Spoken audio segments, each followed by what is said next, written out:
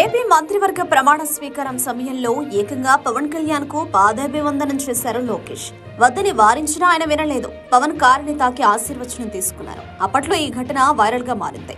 విమర్శకుల నోరును సైతం మోయించింది. తాజాగా అటువంటి వీడియో ఒకటి వైరల్ అవుతోంది.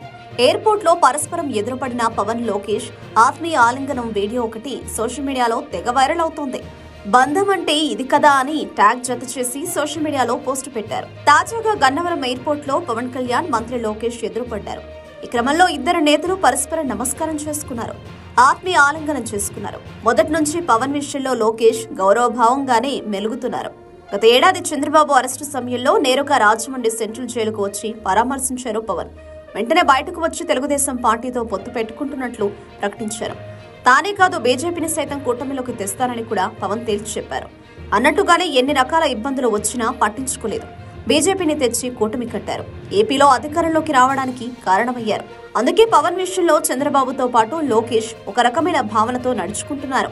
వాస్తవానికి లోకేష్ విషయంలో జనసేనకు అనేక రకాల అభ్యంతరాలున్నట్లు విశ్లేషణలు వచ్చాయి. భవిష్యత్తులో పవన్ కళ్యాణ్ కు లోకేష్ అడ్డంకిగా మారతారని కూడా ప్రచారం నడిచింది. లోకేష్ విషయంలో పవన్ సైతం ఒక రకమైన అభిప్రాయంతో ఉన్నారని కూడా టాక్ నడిచింది. కానీ ఆ ఇద్దరు నేతలు ఎప్పుడూ పట్టించుకోలేదు. ఎటువంటి అరమరికలు లేకుండా వారు గడుపుతున్నారు. పరస్పరం గౌరవించుకుంటున్నారు. గన్నవరం ఎయిర్పోర్ట్ లో ఇద్దరు నేతల కలయికకు సంబంధించిన వీడియో ఇప్పుడు ట్రెండింగ్ గా మారింది. వీడియో ఆఫ్ ది డే గా నిలుస్తుంది.